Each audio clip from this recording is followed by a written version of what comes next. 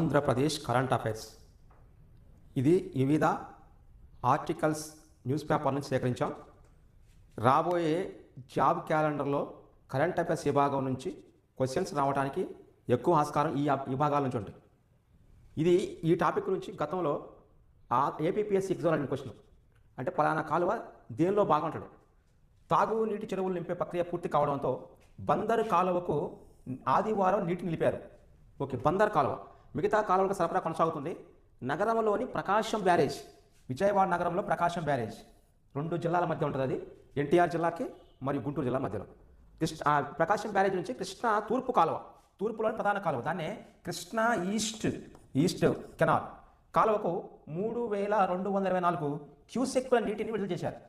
దీని నుంచి ఈ తూర్పు కాలువలో భాగం కాని కాలువ అడిగింది గత ఎగ్జామ్లో. కృష్ణా బ్యారేజ్ నుంచి తూర్పు కాలువలో భాగము కానిది ఏమిటి అండు. ఇంకొకసారి ఈ కింది వానిలో కృష్ణా తూర్పు ప్రధాన కాలువలో భాగం ఏది అండు. అటు 2 సార్లు అడిగిండు. ఇలా కృష్ణా తూర్పు ప్రధాన కాలువలోని ఉన్న వాటి నుంచి ఒకటి రైవస్ కాలువ ఒకటి ఉంటుంది. నెక్స్ట్ ఏలూరు కాలువలో తూర్పులో భాగం ఇది రెండవది.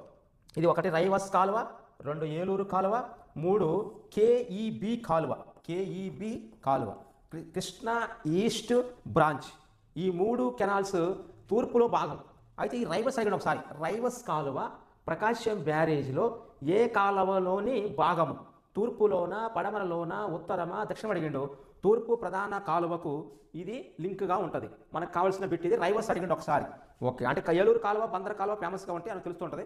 కానీ మనకి ఎగ్జామినేషన్ అడిగింది అది గ్రీన్ ఛానల్ వాహనాలకు ఈ పాత్, ఇది కావాలి. గ్రీన్ ఛానల్ ఇది ఈ పాత్ అంటే అది యాప్. అది దానికి సంబంధించి ప్రజెంట్ అమరావతికి, విజయవాడకి మధ్య, హైకోర్టుకి, ప్రధాన కార్యాలయాలకి మధ్య అనుసంధానించడానికి ప్రత్యేక ఏఐ ఆధారిత యాప్ ద్వారా పర్యవేక్షణ. ప్రస్తుతం హైకోర్టు న్యాయమూర్తులకు వర్తింపు. త్వరలో విజయవాడలో తిరిగే అంబులెన్స్లకు కూడా వీటి అమర్స్తారట. ఈ అమర్చే విధానం అయితే ట్రాఫిక్లో చిక్కుకోకుండా నగర పోలీసులు ఈ అవసరాల కోసం ప్రత్యేకంగా ఒక యాప్ తీసుకొచ్చే దాన్ని ఈ పాత్ యాప్. ఇది మనకు కావాల్సింది. ఇది ప్రస్తుతము విజయవాడ నగర పోలీసులు ట్రాఫిక్ను పూర్తిగా కంట్రోల్ చేసుకోవడానికి, అక్కడ ఏదైనా అలజడి మీన్స్ ట్రాఫిక్ ఇబ్బంది అయినప్పుడు దాన్ని ఏ విధంగా పరిష్కరించుకోవడానికి గ్రీన్ ఛానల్ వాహనాలకు ఈ పాత్. ఆంధ్రప్రదేశ్లో విజయవాడ నగర పోలీసులు ప్రస్తుతము హైకోర్టు న్యాయమూర్తులకి ట్రాఫిక్ క్లియరెన్స్ కోసము వాళ్ళు తీసుకొచ్చినటువంటి ఆర్టిఫిషియల్ ఇంటెలిజెన్స్ యాప్ పేరు ఈ పాత్ యాప్. తర్వాత వీటిని అంబులెన్స్లు కూడా అమరిస్తే ట్రాఫిక్ క్లియర్ చేయడానికి ఈజీగా ఉంటుంది. అంటే అవి వచ్చేటప్పుడు ట్రాఫిక్ ఆగకుండా ఈజీగా ఉంటుంది. మనకు ఒకటే కావాల్సింది ఈ పాత్ యాప్. విజయవాడ నగర పోలీసులు దీన్ని ఏ ఆధారితము ప్రస్తుతం వాహనాల యొక్క ట్రాఫిక్ క్లియరెన్స్ కోసం దీన్ని వాడతారు. క్లియర్. ఏజెన్సీలో రక్తహీనతకు ముక్తి లేదా? అల్లూరి మరియు మన్యం జిల్లా వాసుల్లో తీవ్రంగా సమస్య ఉంది. రాష్ట్ర వ్యాప్తంగా 4వ వంతు మంది ఇందులోనే ఉన్నారు. ఎనీమియా ముక్త్ భారత్ అమలులోని ఏపీ ముందున్న ఫలితాల్లో వెనకుందంట. అంటే ఇది ఎనీమియా ముక్త్ భారత్ అనే పథకం తీసుకోవాలి. అల్లూరి సీతారామరాజు జిల్లాలోని ఈ రక్తహీన సమస్య ఎక్కువగా ఉంది. అది కూడా 10 నుంచి 19 సంవత్సరాల మధ్య వయసున్న వారిలోని, అది కూడా బాలికల్లో ఎక్కువగా ఉంది. 5 నుంచి 9 సంవత్సరాల పిల్లల్లోని రక్తహీనత కూడా, అంటే ఈ 5 నుంచి 9 సంవత్సరాల పిల్లల కంటే 10 నుంచి 19 ఏళ్ల బాలికల యొక్క శరీరంలో రక్తహీనత అనేది ఎక్కువగా ఉన్నది. ఇది అల్లూరు జిల్లా. మన్యం జిల్లా, పార్వతీపురం మన్యం జిల్లాలో గర్భిణీలకు ఈ సమస్య ఎక్కువ ఉన్నది. అంటే ఒక ప్రాంతంలో ఒకటి, కౌమార దశలో ఉన్న బాలికల్లో ఒక ఏరియాలో ఒకటి. అలా ఆంధ్రప్రదేశ్లోని ఉన్న యువతన మొత్తాన్ని ప్రస్తుతం ఏడుస్తున్న సమస్య ఎనీమియా సమస్య, రక్తహీనత. ఈ రక్తహీనత అది కూడా 5 నుంచి 9 సంవత్సరాల వయసు పిల్లలకు ఒక రకంగా, మరియు 10 నుంచి 19 సంవత్సరాల వయసు పిల్లలకు ఒక రకంగా, బాలికల్లో ఒక రకంగా ఉంది. ప్రస్తుతము ఈ ఏజెన్సీ ప్రాంతాలైన అల్లూరి సీతారామరాజు, మన్యం జిల్లాల్లో ఈ యొక్క రక్తహీన సమస్య ఎక్కువగా ఉంది మన రాష్ట్రంలోనే. అయితే దేశవ్యాప్తంగా ఎనీమియా ముక్త్ భారత్ని కంట్రోల్ చేయడంలో, ఈ పథకాన్ని ముందు తీసుకెళ్లడంలో, ఎనీమియాని తగ్గించడంలో ఆంధ్రప్రదేశ్ ఫలితాల్లో ముందుంది. కానీ ఈ యొక్క జిల్లాల్లోని ఆ సమస్య తీవ్రంగా ఉంది. పూర్తి స్థాయిలో పోలేదు. ఆ పోయిన డేటా గర్భిణీలు, బాలికలు 10 నుంచి 19 సంవత్సరాలు, పిల్లలు 5 నుంచి 9 సంవత్సరాలు మొత్తం తీసుకున్నప్పుడు, రక్తహీనత పర్సెంట్ తీసుకున్నప్పుడు అవి పర్సెంటేజ్ ప్రకారం తీసుకుంటే మన ఆంధ్రప్రదేశ్లోని బాలికలు 10 నుంచి 19 సంవత్సరాల వయసు పిల్లలకి 33% రక్తహీనత ఉంది. అది దాని తర్వాత గర్భిణీల్లో ఎక్కువగా ఉన్నది, దాని తర్వాత పిల్లల్లో ఎక్కువగా ఉన్నది. అంటే ఈ పరీక్షలు చేసిన విధానాన్ని బట్టి ఉన్నది. అయితే దీని ప్రకారం మనకు కావాల్సింది అల్లూరి సీతారామరాజు, పార్వతీపురం, మన్యం జిల్లాలలోని గర్భిణీలు కానీ పసిపి అంటే 5 నుంచి 9 సంవత్సరాల పిల్లల్లో కానీ లేదా 10 నుంచి 19 సంవత్సరాల పిల్లల్లో కానీ ఈ రక్తహీన సమస్య ఎక్కువగా ఉంది. ఎనీమియా అంటే రక్తహీనత సమస్య రావడం.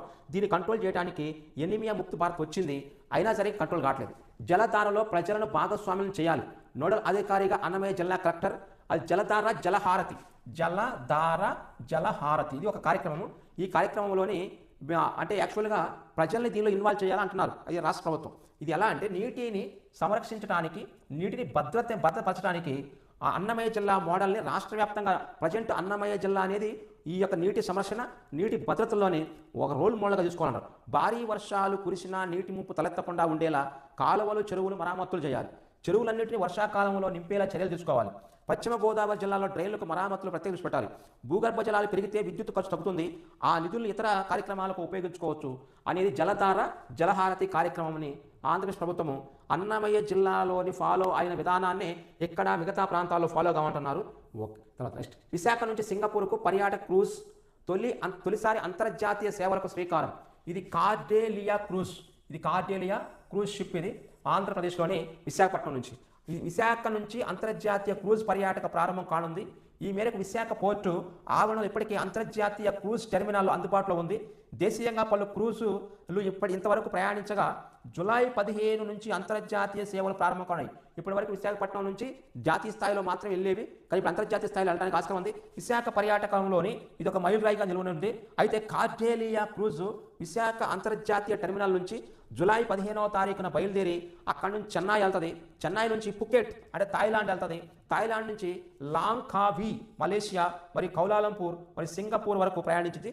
ఇది అంటే ఆంధ్రప్రదేశ్లో విశాఖపట్నం నుంచి మద్రాస్, తమిళనాడులో మద్రాస్ మీదుగా అక్కడి నుంచి థాయిలాండ్ నుంచి మలేషియా నుంచి సింగపూర్, ఇలా సింగపూర్, మలేషియా, థాయిలాండ్ మరియు ఆంధ్రప్రదేశ్లో మద్రాస్, విశాఖపట్నం దగ్గరగా ప్రయాణించింది. ఇది చెన్నైలోని 2 రోజులు ఉంటుంది.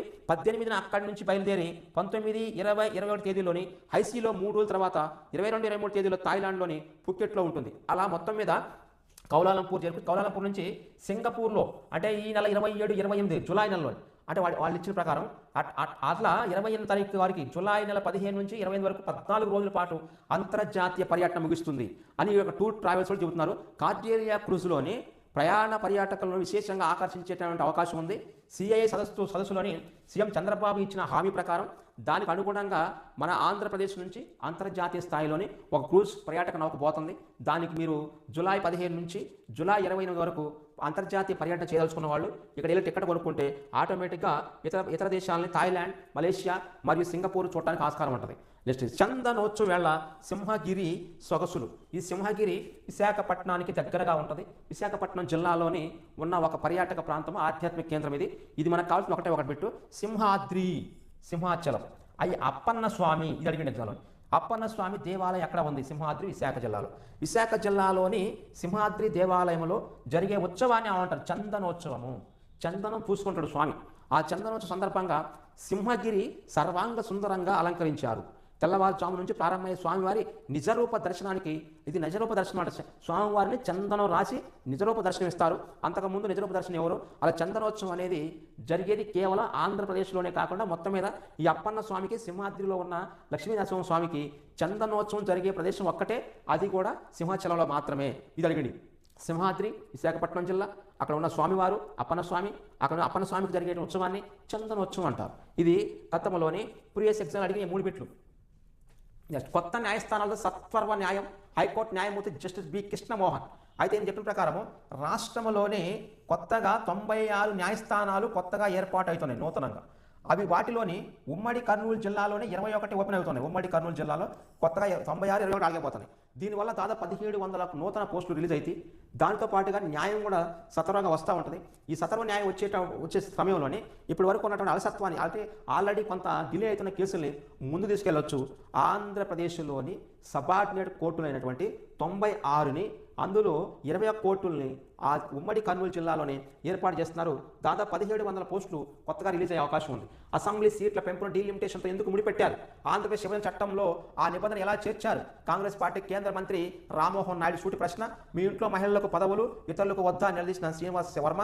రాష్ట్ర వ్యాప్తంగా నిరసనలు చేపట్టబడుతున్న భాజపా అధ్యక్షుడు మాధవ్ వెల్లడి. మహిళా రిజర్వేషన్ అమలు నుంచి డీలిమిటేషన్ వేరు చేయాలని కాంగ్రెస్ పార్టీ చేస్తున్న డిమాండ్ ద్వంద్వ వైఖరి అని చెబుతున్నారు. అయితే ఇక్కడ డీలిమిటేషన్ ముడిపెడుతూ ఏపీ పునర్విభజన చట్టం 2014ని వీళ్ళు ఓటెక్కించారు. అయితే యాక్చువల్గా ఈ యొక్క 850 పెరిగేటువంటి సీట్లు ప్రస్తుతం భారతదేశంలోని ప్రపంచవ్యాప్తంగా ఉన్న దేశాల కంటే ఆ జనాభా యొక్క నిష్పత్తి కంటే ఆ జనాభాకి సంబంధించినటువంటి ఈ ప్రజాప్రతినిధుల సంఖ్య మిగతా దేశాలతో పోల్చుకుంటే మన దేశం తక్కువ ఉన్నాయి.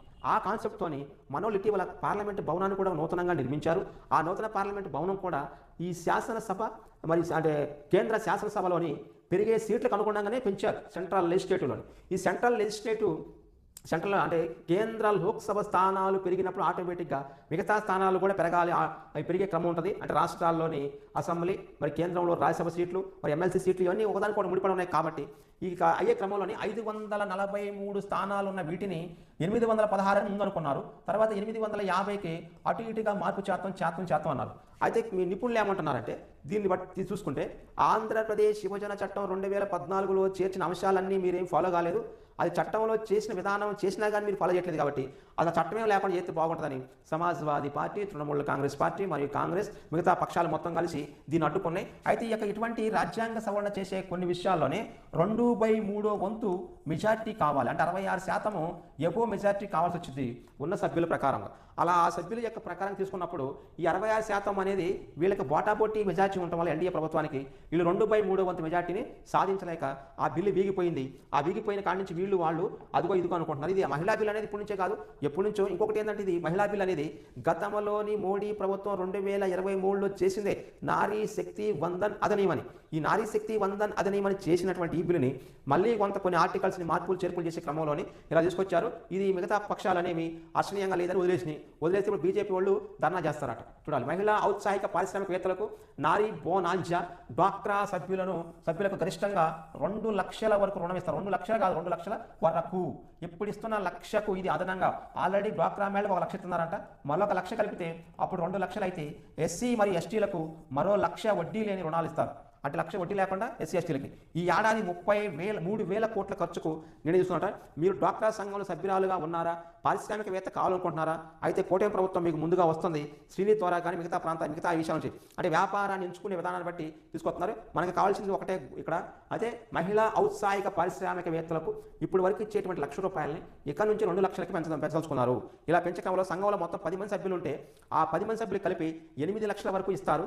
గరిష్టంగా ఒక్కో సభ్యురాలకి 1 లక్ష వరకు మాత్రమే అందే అవకాశం ఉంది. కానీ ఔత్సాహిక మహిళా పారిశ్రామికవేత్తలు మాత్రము అదనంగా ఇప్పుడు గ్రూపులో ఉన్న వాళ్ళకంటే అదనంగా మరి 1 లక్ష నుంచి 2 లక్షల వరకు ఈ యొక్క డ్వాక్రాలోని లోన్లు ఇచ్చే క్రమం వచ్చింది. అది ఎస్సీ ఎస్టీలకి అయితే 1 లక్ష వరకు వడ్డీ లేని రుణాలని తీసుకొస్తున్నారు. ఆ ఇచ్చేటువంటి క్రమంలోని 10లో 15 మంది ఎంపిక ఎస్సీ ఎస్టీలకు మరింత ప్రోత్సాహకం అని ఇలా ఇచ్చారు. అయితే మరి ఆ ఎస్సీ ఎస్టీ మహిళా పారిశ్రామికవేత్తలకు 4 లక్షల వరకు రుణం అందితే ఆ 4 లక్షల్లో 1 లక్ష మాత్రము ఎటువంటి వడ్డీ లేని రుణాలు ఇస్తూ ఉంటారు.